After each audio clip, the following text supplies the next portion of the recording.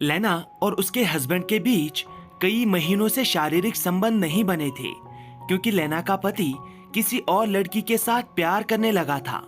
इस बात के गुस्से में लेना हर रात अलग अलग स्ट्रेंजर्स के साथ इंटीमेट हो जाती है। हेलो दोस्तों, रोमांटिक मूवीज एक्सप्लेन चैनल पर आपका स्वागत है। आज हम आपके लिए 2019 में रिलीज हुई Russian romantic film Fidelity AKA वर्नोस्ट को एक्सप्लेन करने वाले हैं। मूवी आपके इमेजिनेशन से भी ज्यादा रोमांटिक है, इसीलिए इसे लास्ट तक देखिएगा। मूवी की शुरुआत में हम लेना को देखते हैं। लेना की उम्र 30 साल है। वो एक गायनेकोलॉजिस्ट है। उसकी शादी सर्जी नाम के एक आदमी से हो चुकी है। सर्जी एक थिएटर एक्टर है। वैसे तो इनकी शादी को ज्यादा टाइम नहीं हुआ है, लेकिन इनके रिश्ते में अब दरार पड़ चुकी है। ये लोग कई महीनों से एक दूसरे के साथ इंटीमेट नहीं हुए हैं। एक रात लेना सर्जी का फोन चेक करती है, तभी उसे सर्जी के फोन पर एक लड़की के बहुत सारे मैसेजेस दिखते हैं। ये लड़की सर्जी के साथ ही थिएटर में काम करती है। वो उसकी को स्टार है। लेना को शक हो जाता है कि शायद सर्जी और उसकी को एक्ट्रेस के बीच अफेयर चल रहा है। वैसे तो लेना हर दिन सर्जी के साथ अपने रिश्ते को अच्छा करने की कोशिश करती है, लेकिन सर्जी के बिहेवियर से हमें भी लगता है कि शायद सर्जी का मन बदल गया है। उसे अब लेना में कोई इंटरेस्ट नहीं है। हर रोज लेना उसे अपने साथ संभोग करने के लिए आमंत्रित करती है, लेकिन हर रोज सर्जी उसे मना कर देता है, जिससे लेना का शक और भी ज्यादा बढ़ जाता है। लेना एक क्लिनिक में जॉब करती है। वो अपने पेशेंट्स का बहुत अच्छे से ध्यान रखती है। एक दिन लेना के पास निकी नाम की एक पेशेंट आती है। निकी प्रेग्नेंट है और वो जिद करती है कि वो अपना इलाज लेना के पास ही कराएगी, क्योंकि लेना एक बहुत अच्छी गायनेकोलॉजिस्ट होती है। हर वक्त लेना को यही टेंशन सताती रहती थी कि किस तरह वो अपने पति सर्जी के साथ अपने रिश्ते को फिर से मजबूत बना सकती है। इस टेंशन से आजाद होने के लिए एक रात लेना एक क्लब में जाती है। क्लब में जाने के बाद वो अपने पति सर्जी को भी वहां आने के लिए कहती है, लेकिन सर्जी उसे मना कर देता है। वो कहता है कि वो काम पर से बहुत थक गया है, इसलिए वो सोना चाहता है। इस बात के गुस्से में लेना एक लड़के के पास जाती है और उसके साथ फ्लर्ट करती है।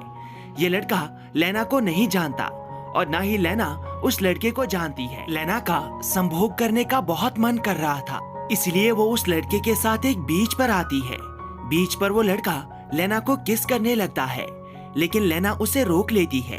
वो उसे होटल में चलने के लिए कहती है, जहाँ पर लेना खुद ही रूम बुक करती है। वहाँ पर लेना उस लड़के के साथ शारीरिक संबंध बनाती है, लेकिन वो लड़का लेना को सेटिस्फाई नहीं कर पाता, यानी लेना फिर से बेचैन रह जाती है।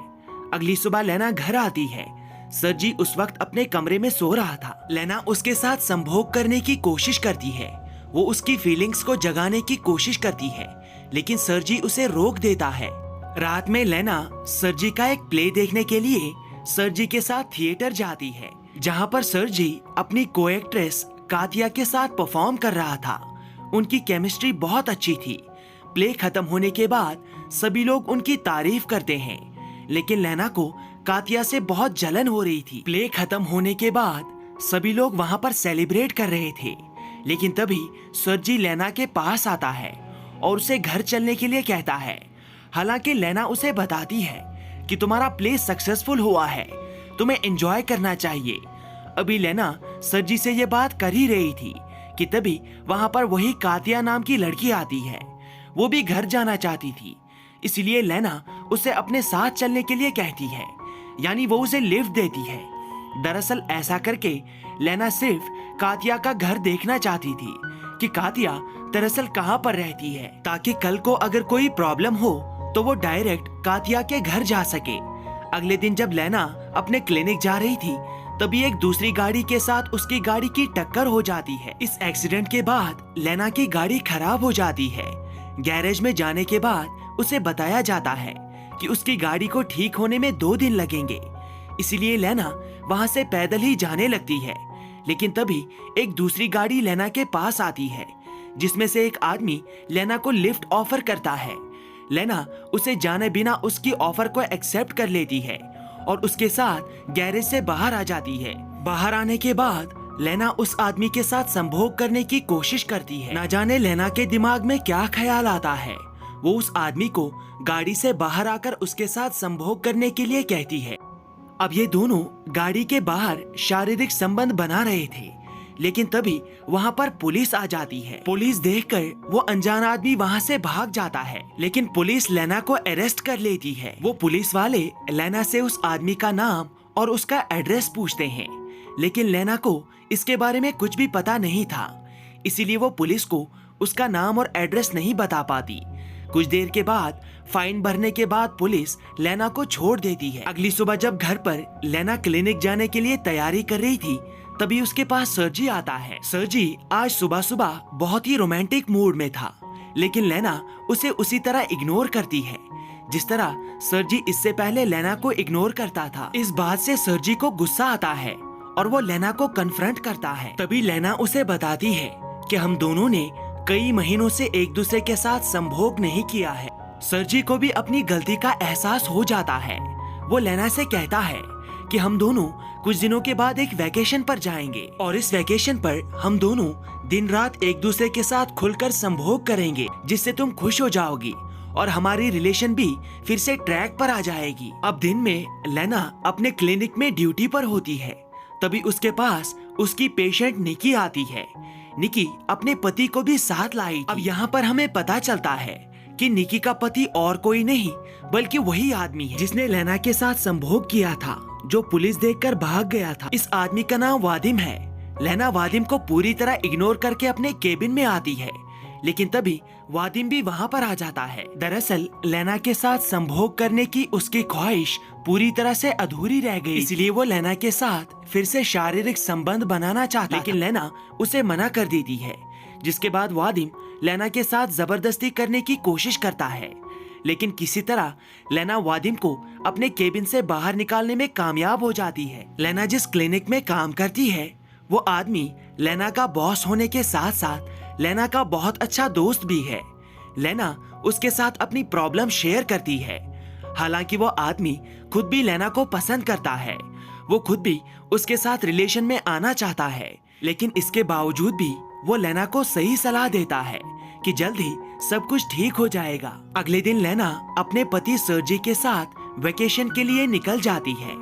लेना गाड़ी ड्राइव कर रही थी, लेकिन बार बार उसे निकी का पति वादिम मैसेज कर रहा था। लेना उसकी मैसेजेस को इग्नोर कर देती है और सिर्फ अपने पति सरजी पर फोकस करती है। एक दिन लेना अपने पति सरजी के साथ एक बीच पर बैठी हुई थी, तभी लेना हिम्मत करके सरजी से कातिया के बारे में पूछती है कि आखिर कातिया और सरजी के बीच क्या चल रहा है। कातिया सरजी को वो रोमांटिक मैसेजेस क्यों करती है। इस बात के जवाब में सरजी उसे बताता है कि तुमने कातिया के मैसेजेस पढ़े हैं, लेकिन तुम्हें उन्हें पूरा पढ़ना चाहिए था। दरअसल कातिया और मैं एक ही थिएटर में एक ही प्ले में काम करते हैं। प्ले में जो भी पंच लाइन्स होती हैं, जो भी उसके खास डायलॉग्स होते हैं, वो सब कातिया मुझे सेंड करती है ताकि मैं उन्हें अच्छे से याद कर सकूं। इसके अलावा हमारे बीच और कोई रिलेशन नहीं है। लेना को रियलाइज हो जाता है कि सरजी पर शक करके उसने बहुत बड़ी गलती की है, इसलिए वो सरजी से माफी मांगती है, लेकिन अलग अलग स्ट्रेंजर्स के साथ संभोग करने की बात को वो सरजी से छुपाती है। अब कुछ दिनों के बाद लेना और सरजी वापस घर आते हैं।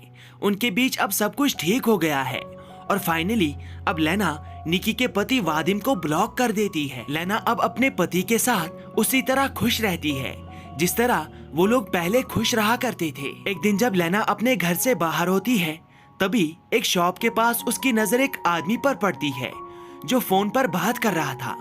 लेना उसके पास चली जाती है और यहाँ पर हमें पता चलता है कि लेना को अलग अलग लोगों के साथ संभोग करने में अब मजा आने लगा है। उसे इस चीज की आदत हो गई है, इसीलिए वो रोज रोज अलग अलग लोगों के साथ संभोग करने लगती है। एक दिन जब लेना अपनी जॉब पर क्लिनिक में आती है, तभी उससे मिलने के लिए निकी आती है। दरअसल निकी को पता चल गया था कि उसका पति वादिम लेना के साथ इंटीमेट हो चुका है।